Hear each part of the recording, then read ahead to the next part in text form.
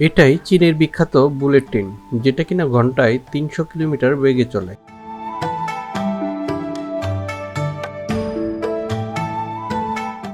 এই পর্বের সবচেয়ে আকর্ষণীয় বিষয়টা হচ্ছে ১০০ আরএমবির ভাড়া, যেভাবে আমি মাত্র ৪ আরএমবিতে গিয়েছিলাম, সেটাই দেখাবো এই ভিডিওতে।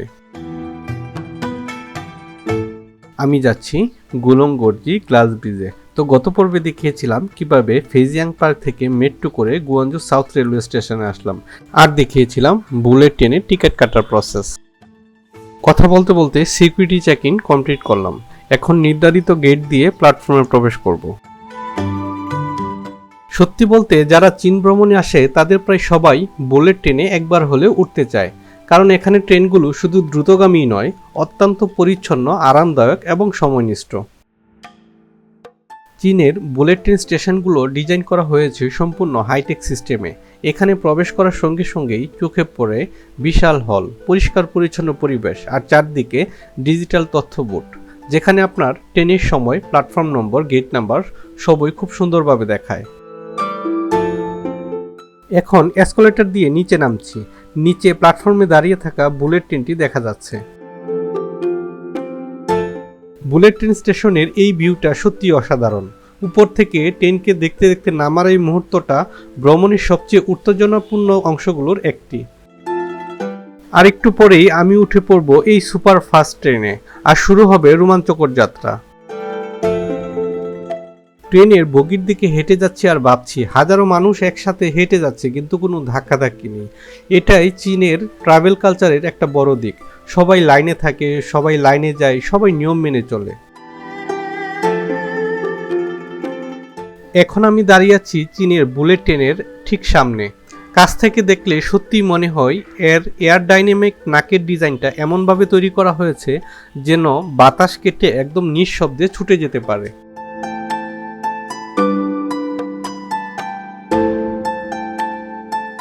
কথা বলতে বলতে ট্রেনে উঠে গেলাম। দেখুন এখানে কি সুন্দর পরিবেশ। ট্রেন চলা শুরু করলে বুঝতেই পারবেন না যে ৩০০ কিলোমিটার স্পিডে চলছে। ভাইব্রেশন প্রায় নেই বললেই চলে। সিটগুলো খুবই আরামদায়ক, পায়ের জায়গা অনেক বেশি।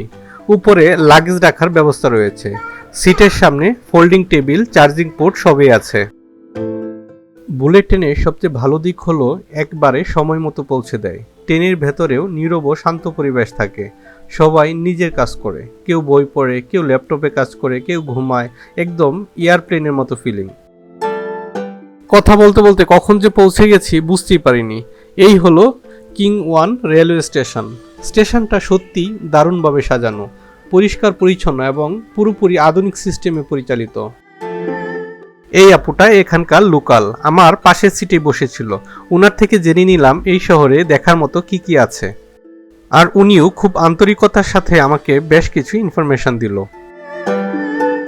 যাচ্ছি অজানা এক গন্তব্যের উদ্দেশ্যে, যেখানে আমার কথা কেউ বুঝে না, আমিও কারো কথা বুঝতে পারি না।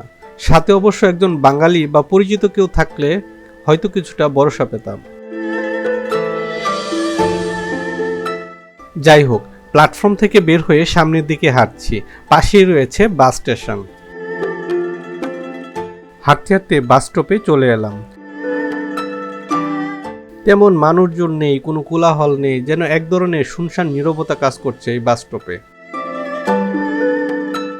সামনের এই সবুজ বোর্ডগুলো থেকে এখন খুঁজে দেখতে হবে কোন বাসগুলো দিয়ে আমি গুলং গর্জি গ্লাস ব্রিজে পৌঁছাতে পারবো। সামনে দাঁড়িয়ে থাকা এই ১১১ নম্বর বাসে উঠব। গুলং যেতে মাঝখানে আরেকটা বাস চেঞ্জ করতে হবে।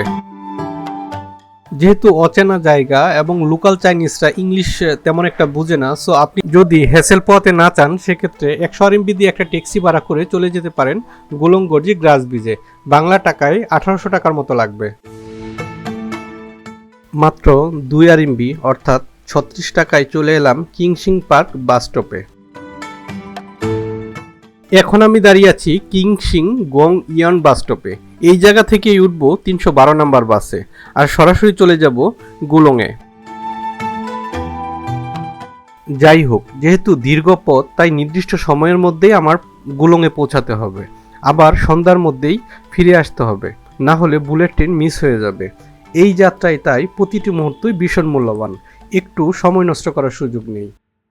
যেহেতু এখানকার রাস্তায় তেমন কোনো জ্যাম নেই, বাসটা একটানা ছুটে চলছে নিজের গতিতে, আর আমি জানালার পাশে বসে রাস্তার দুপাশের অপার সৌন্দর্য দেখতে দেখতে এগিয়ে যাচ্ছি। গত পর্বে আমি আপনাদের দেখিয়েছিলাম কিভাবে গুয়াঞ্জু সাউথ স্টেশন থেকে মাত্র 680 টাকা ভাড়ায় বুলেট ট্রেনে চড়ে কিভাবে কিং ওয়ান স্টেশনে আসলাম। আর আজকের পর্বে আমি আপনাদের দেখিয়েছি 1800 টাকায় ট্যাক্সিতে না গিয়ে কিভাবে মাত্র 36 টাকা ভাড়ায় আমি গুলংয়ে পৌঁছেছি।